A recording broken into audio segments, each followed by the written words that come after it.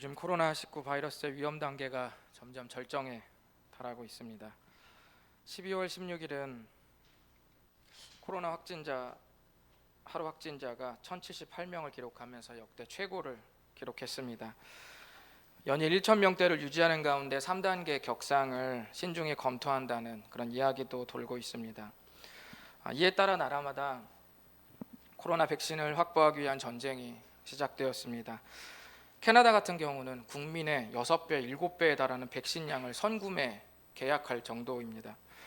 우리나라도 국내 위탁 생산으로 예정되어 있는 영국 아스트라제네카와 계약을 체결했습니다. 그런 가운데 백신과 또 치료제라는 이 말이 혼용해서 쓰이기도 하는데 이 둘은 엄연히 다릅니다. 여러분도 아시겠지만 백신은 바이러스에 감염되기 전에 독성을 줄인 병원체를 주입해서 면역 체계를 증대시키는 것이고, 치료제는 이미 감염이 된 후에 병원체가 활동한 이후에 그 증상을 완화하거나 소멸시키는 의약품이 치료제입니다. 그런데 성경에 기록되어 있는 말씀 중에도 백신에 해당하는 말씀이 있고 치료제에 해당하는 말씀이 있습니다. 예를 들면 갈라디아서 6장 1절 같은 경우는 어디에 해당될까요? 백신에 해당하는 말씀 같으세요? 치료제에 해당하는 말씀 같으세요? 치료제라고 어떤 분이 조용하게 말씀하셨는데 맞죠? 이 말씀 같은 경우는 치료제와 백신 중에 치료제에 해당하는 말씀입니다. 왜냐하면 빨간색 글씨를 보면 범죄한 일이 드러나거든. 그러니까 이미 죄가 저질러졌어요. 그렇게 된 마당에 이제 우리가 어떻게 해야 되느냐, 어떻게 이 문제를 해결하고 치료하고 이 증상을 없애야 되느냐에 대해서 적혀진 말씀이시기 때문에 이 말씀은 치료제에 해당하는 말씀이라고 볼 수가 있습니다. 그런가 하면 어떤 문제가 터지지 않았을 때 여전히 내가 살만하고 아직 큰 문제에 직면하지 않아서 당장 나와 관계없는 것 같은 그런 문제를 염두하고 기록된 말씀들은 거의 대부분 백신에 해당하는 말씀입니다. 아직 내가 느껴지지 않고 아직 내 문제 같지 않고 당장 내 앞에서 떨어진 문제가 아니기 때문에 내가 보통 그 말씀을 잘 염두하지 않거나 또는 그 말씀을 잘 보지 않거나 내 눈길이 잘 가지 않는 그런 말씀들이 있는데, 대개 그런 말씀들은 거의 백신에 해당하는 말씀입니다. 하나님의 나라에 대한 말씀, 소망에 대한 말씀, 공동체에 대한 것, 죽음에 대한 문제들은 당장 내 현실에 직접적으로 체감이 안 되기 때문에 당장 내가 공동체에 속하지 않았다고 해서 내가 생활할 수 없는 것도 아니고, 당장 하나님 나라에 대해서 잘 모른다고 해서 내가 당장 오늘 숨이 멎는 것도 아니고 돈이 없어지는 것도 아니고 지금 내가 죽을 병에 걸린 것도 아니기 때문에 아직 내 수명이 남아있고 난 살아가야 되고, 그렇기 때문에 당장 죽음의 문제가 나에게 별로 와닿지 않기 때문에 이러한 주제들은 대부분 백신과 같은 말씀이라고 볼 수 있습니다. 그러나 이 문제에 직면하면, 백신을 맞지 않고 이 문제에 직면하면 누구든 치명상을 입습니다. 맞닥뜨리기 전에 내가 맞아서 내 영혼의 면역 체계로 스며 들어와 있어야 되는 말씀들입니다. 오늘은 여러분에게 당장 뽑았을 수 있는 카드, 뽑았을 수 있는 무기는 아니더라도 여러분의 영혼의 면역 체계가 되어 있어야만 하는 영혼의 백신 하나를 좀 나누려고 합니다. 그것은 바로 영원함에 대한 문제입니다. 말씀을 본격적으로 전하기에 앞서서 여러분께 당부드릴 것이 있습니다. 백신에 해당하는 말씀은 거듭 말씀드리지만 논리적으로 명쾌하게 딱 떨어지거나 손에 잡힐 정도로 실질적이지 않을 수 있습니다. 그래서 여러분이 완벽하게 이해하려는 사고로 들으시면 지루하거나 무관심할 수 있습니다. 그러니 오늘 말씀을 들으실 때는 내가 이것을 100% 완벽하게 이해해 보겠다라는 마음보다는 이 백신이 나에게 끼칠 영향, 내가 얼마나 이 말씀이 후에 내 삶을 얼마나 크게 인도할까, 좋은 길로 인도할까라는 그 삶의 영향을 기대하면서 들으셨으면 좋겠습니다. 얼마 전에 독감 예방주사 맞으신 분들 있으실 겁니다. 주사 맞으실 때 독감 백신 성분, 제조 과정 전부 이해하고 맞지는 않으셨잖아요. 다만 그 백신을 신뢰하고 예방의 효과를 기대하면서 맞습니다. 오늘 말씀도 영원함이라는 것을 내가 완벽하게 이해하겠다고 듣기보다는 주님의 영원함이 나에게 어떤 긍정적인 영향을 줄지 기대하면서 말씀을 들어줄 것을 다시 한번 부탁드리겠습니다. 제가 이렇게 약을 많이 치는 이유는 그만큼 오늘 말씀이 복잡하기 때문이에요. 그래서 그래요. 분명히 이 중에는 중간 어느 시점에서 포기하거나 내가 듣지 않겠다, 나는 적극적으로, 이전에도 난 듣지 않았지만 오늘도 적극적으로 난 더 듣지 않겠다라고 마음을 먹을 수도 있기 때문에 제가 이렇게 오래 그리고 길게 약을 치는 겁니다. 어렵게 느끼시더라도 포기하지 마시고 끝까지 의지를 가지고 은혜 받으실 수 있기를 바랍니다. 우리는 계속해서 성탄 시리즈 말씀을 나누고 있습니다. 오늘은 웨이메이커 세 번째, 영원한 길입니다. 이사야 9장 6절에서 예언한 장차 태어날 아기의 세 번째 별명은 영존하시는 아버지입니다. 이 말은 영원한 아버지로도 번역이 가능합니다. 왜 그의 별명이 영원한 아버지일까요? 장차 이 별명에, 영원한 아버지라는 별명에 담긴 특징은 이렇습니다.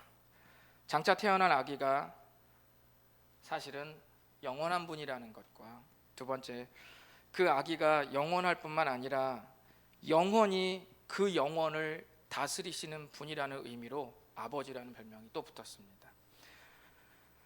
그래서 누구든지 예수님을 믿게 되면 영원한 길을 걷는 사람이 되는 것입니다.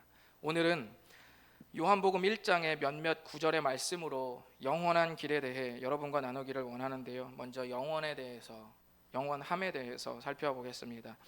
요한복음 1장 1절을 다 같이 한번 읽어보실까요? 시작. 태초에 말씀이 계시니라. 이 말씀이 하나님과 함께 계셨으니 이 말씀은 곧 하나님이시니라. 네, 그 다음에 제가 읽어드리려고 일부러 좀 비워놨거든요. 여러분 집중이 안 되실까봐 제가 일부러 비워놨습니다. 이 말씀은 곧 하나님이시니라. 성경에 보면 태초에 말씀이 계셨다라고 기록되어 있습니다. 태초는 뭘 말하냐면 시작을 말하는 말입니다. 시작. 그러나 우리가 알다시피 하나님은 시작이 없으신 분이거든요. 왜냐하면 주님은 영원하신 분이시기 때문에 주님은 시작이 없습니다. 그런데 왜 성경은 태초에라는 말을 썼을까요? 이 말은 우리가 인식할 수 없는 어느 지점을 그냥 말한 거예요. 요한복음 1장 1절은 보통 창세기 1장 1절과 비교되곤 합니다. 창세기를 제가 읽어드리면, 여러분 창세기 1장 1절 다 아시죠? 그냥 들으시면 됩니다. 태초에 하나님이 천지를 창조하시니라 라고 기록되어 있습니다. 태초에 말씀이 계시다. 창세기 1장은 태초에 하나님이 천지를 창조하셨다. 이 창세기 1장 1절에도 태초에라는 말이 있는데 창세기 1장 1절의 태초와 요한복음 1장 1절의 태초와는 조금 다릅니다. 창세기 1장 1절의 태초는 하나님께서 온 세상을 창조하신 창조 과정으로서의 시작을 말하는 거기 때문에 창세기 1장 1절의 태초는 진짜 시작을 의미하는 말이 맞아요. 그건 시작이라는 뜻이 맞아요. 자, 그런데 요한복음의 태초는 창세기 1장 1절의 태초보다 훨씬 앞선 태초입니다. 똑같은 태초인데 창세기 1장의 창조의 시작이라는 말의 그 태초보다 훨씬 더 앞선 태초예요. 이해가 좀 어려우실 수 있는데 한번 보시겠습니다. 지금부터 여러분은 제가 좀 가정을 할게요. 여러분은 네모칸 안에만 볼 수 있기 때문에 실질적으로 보시면 이 창문 밖 이 외 부분 있죠? 창문 외 부분은 여러분은 볼 수 없는 거예요. 여러분은 이제부터 이 창문 안에 있는 사각형 하얀색 부분만 여러분이 볼 수 있는 것입니다. 그렇게 가정을 하도록 하겠습니다. 여러분이 눈에 보이는 이 선 있죠? 빨간색 선 있죠? 이 선을 이제 이 창문에 한번 이렇게 겹쳐서 한번 보도록 하겠습니다.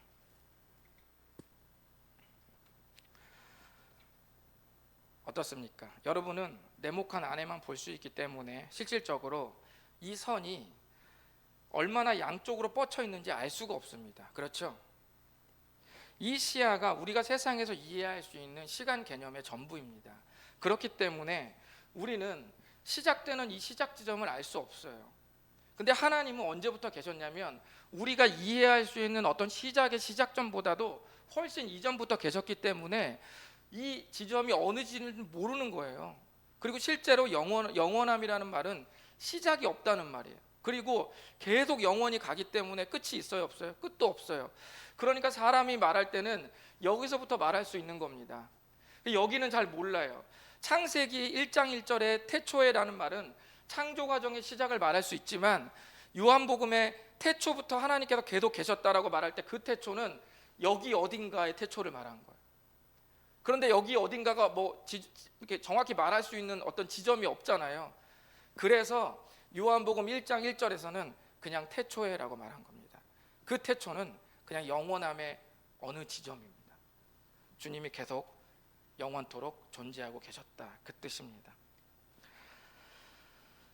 하나님은 측량할 수 없는 영원의 저편부터 늘 존재하셨던 분입니다. 그래서 요한복음은 알 수 없는 영원함의 저 너머 어느 지점을 가리켜 그냥 태초에라고 말씀한 것입니다. 그러므로 태초에 말씀이 계셨다는 말은 그 말씀이 영원한 말씀이라는 뜻이에요. 이쯤 되면 여러분 마음속에 아니 이게 크리스마스 시리즈인데 지금 이게 예수님은 언제 나오나? 영원한 길은 지금 예수님에게 해당하는 길인데 도대체 예수님은 언제 나오는 것입니까? 라고 이해하실 수 있는데 그것이 바로 요한복음 1장이 의도하는 것입니다. 요한복음 1장은 태초에 말씀이 계셨다는 기록과 함께 예수님을 다음과 같이 연결합니다. 지금부터 탐정 게임을 좀 하겠습니다. 2절부터 나오는 그라고 말한 그가 누구인지 좀 찾아보는 겁니다. 태초에 말씀이 계시니라 라고 말씀합니다. 이 말씀이 하나님과 함께 계셨으니 이 말씀은 곧 하나님이다. 그가 태초에 하나님과 함께 계셨고 만물이 그로 말미암아 지은 바 되었으니 지은 것이 하나도 그가 없이는 된 것이 없느니라 라고 말씀했습니다. 1절은 말씀이 하나님과 함께 계셨다고 말하고 있고 2절은 그가 하나님과 함께 계셨다고 바꿔 말하고 있습니다. 그러니까 이 말씀이 뭐가 되는 거예요? 그가 되는 거예요. 이해되시죠? 그리고 3절에 또 그에 대해서 설명을 하는데 그가 태초에 하나님과 함께 계셨고 만물이 그로 말미암아 지은 바 됐다라고 했어요. 그러니까 3절에서 알 수 있는 그는 뭐냐면 창조하신 분인 거예요.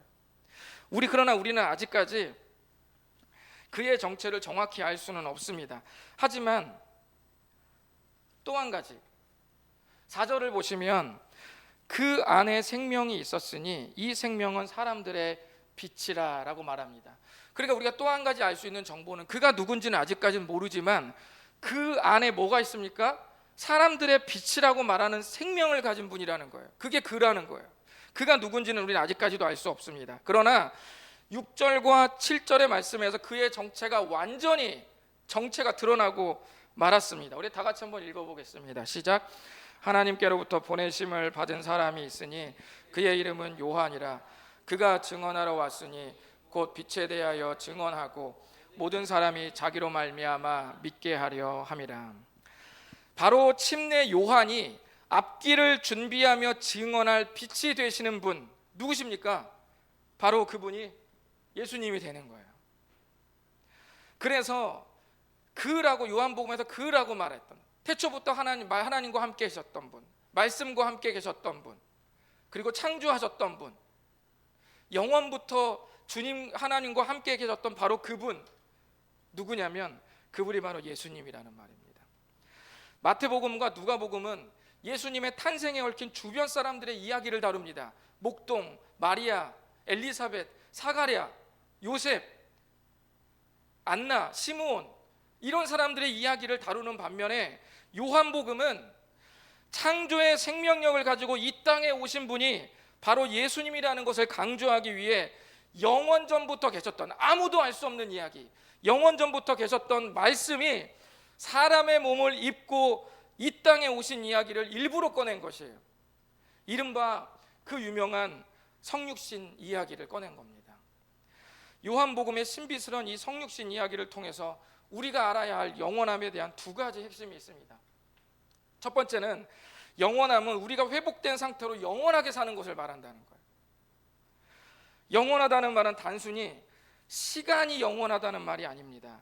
만약 괴로운 상태로 영원하다면 그것은 축복이 아니라 저주에 가깝습니다. 제가 예전에 아침 일찍 자다 일어난 머리, 붕 뜬 머리와 늘어난 러닝 셔츠를 입고 사모님의 명을 받아 쓰레기를 버리기 위해서 빛의 속도로 집 앞을 나갔다가 빠르게 들어오는데 하필 그 찰나에 김민구 전사님과 친구를 만났습니다. 그 상태로 영원하다면 저는 영원을 꿈꾸지 않았을 거예요. 한 자매가 한겨울에 길을 걷는데 도로에 서 있는 젊은 경찰이 너무 멋있는 거예요. 간지나는 제복빛, 셔츠 칼주름이 펴질 정도의 넓은 어깨, 반짝거리는 경찰 배지. 자매가 한눈 팔다가 빙판길에 제대로 넘어집니다. 그 상태로 영원하다면 우리는 영원한 삶을 바라지 않을 거예요. 하나님께서 우리에게 주시는 영원함은 단순히 시간의 무한함이 아니라 회복된 상태로서 영원함입니다.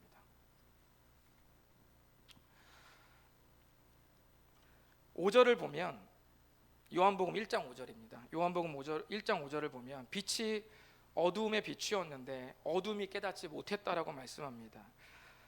그 빛이 우리는 아까 살펴본 반대로 사람들의 빛이라고 했잖아요. 그러니까 사람들의 빛이라고 하신 것을 보면 예수님께서 사람들에게 그 생명의 빛을 밝혔으나 어둠의 상태에 있는 사람들이 잘 몰랐다는 말입니다. 깨닫지 못했다는 말이에요. 이것이 의미하는 것은 뭐냐면 예수님을 믿기 전에 우리 모두에게는 어둠이라는 말로 상징되는 어떤 문제가 회복되어야 된다는 것을 말씀하고 있는 겁니다. 그것을 가르쳐 주는 거예요. 이것을 골로새서 1장 13절은 정확하게 말하는데 뭐라고 말하냐면 그가 우리를 흑암의 권세에서 건져내사 그의 사랑의 아들의 나라로 옮기셨으니 그 아들 안에서 우리가 속량 곧 죄사함을 얻었도다, 이렇게 말씀했습니다.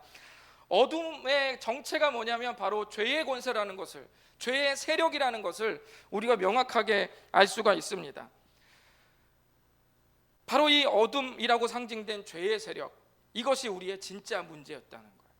주님이 우리에게 영원함을 준다는 그 말은 이 죄의 세력에 대한 결정적 문제가 회복된 상태로서 영원히 가는 겁니다. 하나님은 우리가 가진 어두운 문제 중 가장 본질적인 문제가 죄라는 것을 가르쳐 주셨어요. 예수님은 그 죄의 문제를 회복시키고 우리를 영원한 길로 인도하신다고 약속하신 겁니다. 영원함은 단순히 시간의 영원이 아니라 회복된 상태로서의 영원함이라는 것, 여러분 기억하시기를 바랍니다. 두 번째로 우리 한번 다 같이 읽어보실 거예요. 두 번째, 시작. 우리가 가장 중요하게 생각해야 하는 가치를 헷갈리지 않게 만드는 기준입니다. 10절부터 12절까지를 한번 읽어보겠습니다. 시작. 그가 세상에 계셨으며 세상은 그로 말미암아 지은 바 되었으되 세상이 그를 알지 못하였고 자기 땅에 오매 자기 백성이 영접하지 아니하였으나 영접하는 자 곧 그 이름을 믿는 자들에게는 하나님의 자녀가 되는 권세를 주셨으니, 영접한다는 말은 예수님을 믿는 것을 말합니다. 원래 받아들인다, 수용한다는 뜻이에요. 예수님을 진심으로 네 마음에 받아들이는, 정말 믿는 사람, 그런 사람은 하나님께서 하나님의 자녀가 되는 권세를 주셨다고 하셨습니다. 여기서 권세는 특권이라는 말로도 번역이 같이 될 수 있습니다. 사람이 한번 태어나서 예수님을 믿으면 그것이 그냥 일주일에 한번 교회 가고 행사 좀 참여하고 좀 관계 좀 친해서 같이 밥 먹고 얘기하는 그런 정도가 아니라 그 사실이 나에게 특권이라는 것을 내가 깨닫게 된다는 거예요. 우리가 예수님을 믿기 전에는 교회 다니는 사람들이 한심하게 보였을 수 있습니다. 여러분 식구 중에도 아직까지 교회를 다니지 않는 분들은 여러분 어떻게 보세요? 별로 동의하지 않잖아요. 왜 이렇게 교회를 가는지 이해할 수 없잖아요. 시도 때도 없이 자주 교회 가서 말이야, 돈이나 뜯기고 피곤한데 의자에 앉아가지고 저 시커먼 놈 30-40분 연설 듣고, 휴일인데 늦잠도 못 자고, 좋은 것이 별로 없어요. 그런데 죄의 문제를 해결해 주시고 나를 하나님의 자녀로 삼으신 그 은혜가 얼마나 특별한지를 깨닫는 순간 무슨 일이 일어납니까? 바로 내 머릿속에 가치의 지각 변동이 일어나는 거예요. 아무것도 아니었고 낭비고 허비였고 시간 낭비, 돈 낭비, 아무것도 득될 게 없었던 바로 그것이 나에게 엄청난 특권이라는 놀라운 가치가 내 안에서 다른 모든 가치를 몰아내버리고 내 가장 중요한 왕좌의 자리에 그 특권이라는 가치가 인정되기 시작하는 거예요.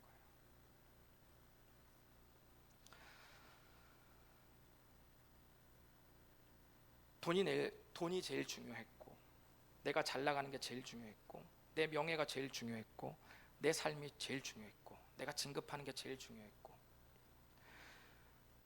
모든 것들이 다 중요했는데 예수 그리스도를 위해 사는 삶이 진짜 가치 있는 삶이라는 것을 내가 깨닫게 되고 인정하게 되는 겁니다.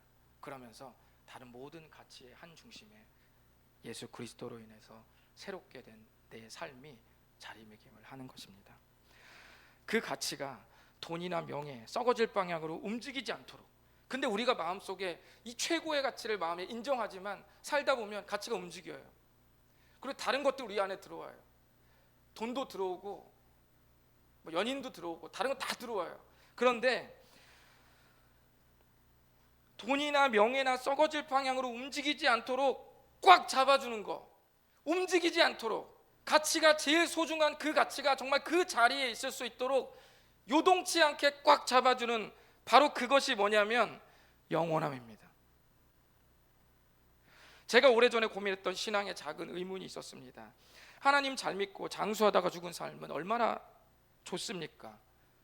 90, 100세 아프지도 않고 하나님 잘 믿고 선행 베풀고 신실하게 좋은 인격으로 주변 사람들에게 영향력을 끼치면서 마치 자듯이 스르르 눈이 감기고 어느 날 하늘나라에 가 있고, 그런 삶이라면 얼마나 좋습니까?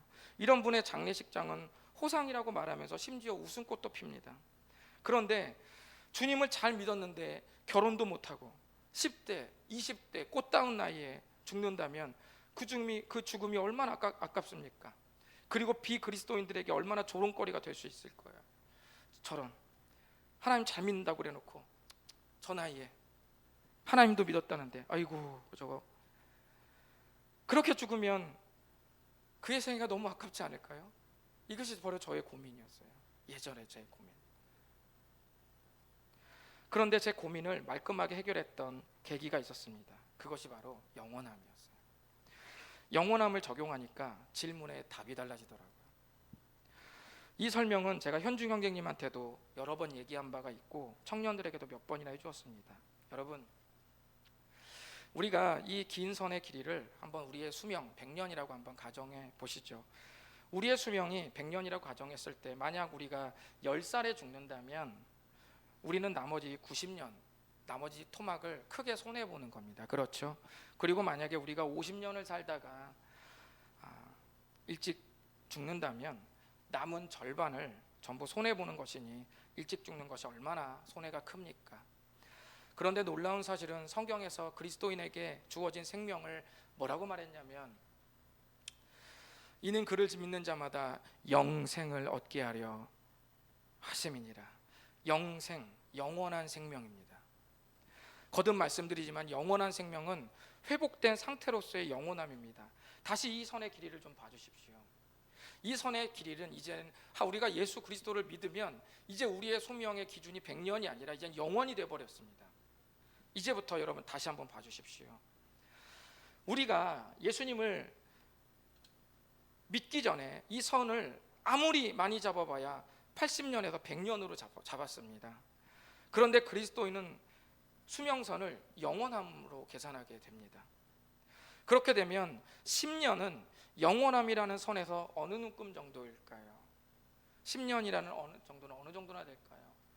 제가 지금 빨간 불 켜진 이 작은 점도 안 되는 그 작은 그 분량을 차지하는 거예요. 정확히 말씀드리면 그 점보다도 안 됩니다. 수학 선생님 온라인으로 대답해 한번 주시겠습니까? 무한대분의 10은 뭡니까? 영원분의 10은 뭡니까? 0입니다. 그러면 하나만 더요. 그럼 우리가 10살이 아니라 50년을 살다가 죽게 된다면 50년은 영원함이라는 이 수명선에서 어느 눈금 정도일까요? 무한대분의 50은 무엇입니까? 0입니다. 예수님을 믿고 나서 나에게 주어진 생명에 영원함을 적용하는 순간 이 땅에서 10살에 죽든 20살에 죽든 30살에 죽든 그 영향은 제로라는 것입니다. 그 삶은 아까운 삶이 바로 아닌 거예요. 그래서 영원한 것을 얻기 위해 영원하지 않은 것을 버리는 것은 어리석은 삶이 아닙니다.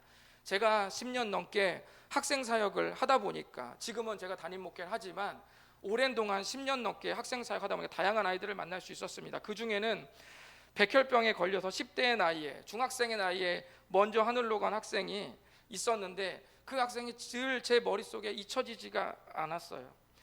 그런데 제가 느낀 것이 무엇이냐면, 그 학생을 통해서 문제가 무거울수록 우리가 흔히 제안할 수 있는 해결 방안들이 하나씩 하나씩 무용지물이 되더라는 거예요. 이 문제에 처한 아이에게 갤럭시 폴드 2를 사주면 어떨까? 의미 없습니다. 이 아이에게 여행을 한번 다녀오자고 하면 어떨까? 백혈병 시한부 판정 받는 여행이라뇨. 새로운 취미를 가지라고 해볼까? 몸도 못 가누는데요. 같이 땀 흘리고 운동하면서 기분 전환 해보자고 할까? 좀 친해져 보자고 할까? 맛집 가보자고 할까? 이런 제안들이 쓸모 있습니까?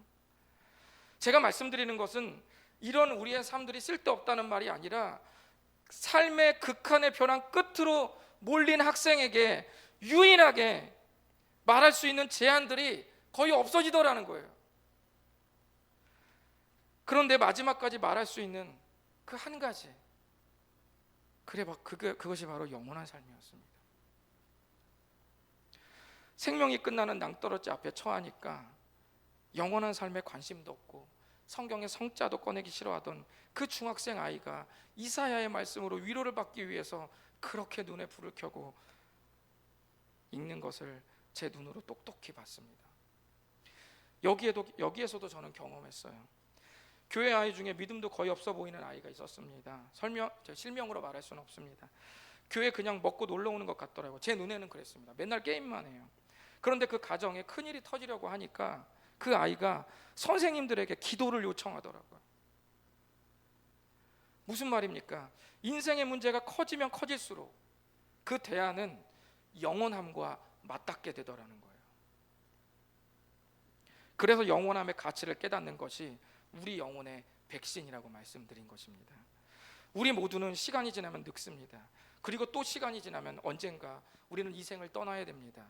예수님을 믿게 된 JYP의 박진영이 근래 출간한 에세이집에서 말하기를, 생일은 무조건 축하받을 날이 아니라 죽을 날에 1년 더 가까워진 날로 기념해야 된다고 역설적으로 표현하기도 했습니다. 언젠가 우리가 눈을 감고 주님 앞에 가게 되는 날, 우리가 체감할 수 있는 감사는 주님 그때 사업 대박 나게 주셔서 감사합니다가 아닐 것입니다. 주님 내 영혼의 홈트 1,000명 달성하게 해주셔서 감사합니다, 그것도 아닐 거예요. 우리 아이 1등하게 해주셔서 감사합니다, 그 말도 아닐 겁니다. 진급하게 해주셔서 감사합니다, 그 말도 아닐 거예요. 복권 당첨되게 해주셔서 감사합니다, 그것도 아닐 겁니다. 그때가 되면 주님이 내 죄를 십자가에서 용서하시고 나를 의롭다고 여겨서 주님과 함께 영원토록 살도록 만들어주신 그 사실이 감사하다는 최종 고백이 우리 가슴에 맴돌 것입니다. 오늘 설교의 제목은 제가 한 말이 아니라 28살의 나이에 순교한 짐 엘리엇이라는 선교사의 일기장에 쓰여진 글귀입니다. 그가 순교할 때 결혼한 지 3년이 되었고 10개월 된 예쁜 딸이 있었습니다. 짐 엘리엇은 명문 휘튼 대학의 엘리트였을 뿐만 아니라 탁월한 연설가였고, 더 놀라운 것은 레슬링부 챔피언까지 한 스타였어요. 머리도 엘리트고 피지컬도 엘리트입니다. 얼굴도 잘생기고, 물론 그는 졸업도 수석으로 했습니다. 그의 선교의 소원은 에콰도르의 거의 마지막 남은 살인 부족 아우카 인디언들에게 복음을 전하는 것이었습니다. 그의 아내가 남편의 기록들을 모아 쓴 책 전능자의 그늘에 이런 내용이 있습니다. 이것은 남편 짐 엘리엇이 오래 기도하던 중에 그 부족에게 갈 수 있는, 아우카 인디언들에게 갈 수 있는 비행기, 그리고 그 비행기를 조종하겠다는 조종수를 구한 뒤에 아우카 부족 그 지역 인근을 실제로 비행기를 한번 타고 가서 이렇게 돌아보고 온 뒤에 아내가 적은 기록이에요. 네이트와 함께 비행기로 아우카족한테 다녀온 뒤로 짐은 밥 먹을 생각도 하지 않을 정도로 흥분을 가누지 못했다. 내가 건초를 먹였다 해도 그는 아무 생각 없이 받아 먹었을 것이다. 그런데요 여러분, 짐 엘리엇은 아우카 인디언들이 잔인하다는 것, 그리고 종종 이웃 부족을 살해한다는 것, 그리고 백인을 경멸한다는 것, 그리고 장난삼아 사람을 죽이는 부족이라는 사실을 이미 잘 알고 있었습니다. 그런데도 그렇게 흥분하며 기뻐했던 거예요. 저 같으면 선교의 길이 막히길 바랬을 거예요. 비행기 조종수가 좀 구해지지 않아야 된다. 비행기가 구해지지 않아야 된다. 저는 오히려 그것을 기대했을 거예요. 짐 엘리엇은 마침내 1956년 1월 6일 금요일에 그 소원의 첫 발을 뗐습니다. 바로 아우카 인디언들이 사는 곳에 비행기를 타고 처음으로 그 땅을 밟고 생애 처음으로 자신의 소원이 이루어진 날, 한 아우카 인디언과 손을 잡고 인사를 나눈 겁니다. 그리고 이틀 후 1956년 1월 8일 짐 엘리엇과 그의 동료 4명은 에콰도르 쿠랄라이 강가에서 6년간 기도해왔던 그 아우카 인디언들에게 잔인하게 살해되었습니다. 그의 소원이었던 아우카 인디언 사역은 단 이틀이었습니다. 짐 엘리엇의 사후에 그의 일기장에서 발견한 1949년 어느 날의 기록, 영원한 것을 얻고자 영원할 수 없는 것을 버리는 자는 바보가 아니다. 꽃다운 나이에 평생 마주칠 일도 없는 에콰도르의 한 원시부족 남자에게 죽창으로 잔인하게 죽은 그의 죽음이 아깝지 않을 수 있는 결정적 이유, 그의 죽음이 개죽음이라고 함부로 말할 수 없는 결정적 이유는 바로 그의 생애가 영원한 것을 위해 쏟아 부어졌기 때문입니다. 누구든지 영원하신 예수 그리스도를 위해서 영원하지 않은 것을 내려놓으며 사는 삶은 바보 같은 삶이 아닙니다. 누구든지 영원한 생명을 얻고 그 은혜에 감격하면서 영원하지 않은 것들을 포기하며 사는 삶은 결코 어리석은 삶이 아닙니다. 왜냐하면 그 삶은 그리스도와 함께 영원한 길에 서 있기 때문입니다. 마지막으로 이 말씀을 읽고 마치도록 하겠습니다. 우리 다 같이 읽겠습니다. 시작. 내가 그들에게 영생을 주노니 영원히 멸망하지 아니할 것이요 또 그들을 내 손에서 빼앗을 자가 없느니라. 기도하겠습니다. 오늘 시간 눈을 감으시고, 여러분은 그동안 주님을 고백할 때 여러 수식어를 붙이면서 고백했을 겁니다. 사랑의 하나님, 모든 것을 용서하시는 하나님, 나를 따뜻하게 받아주시는 하나님, 아무리 잘못해도 나를 안아주시는 하나님.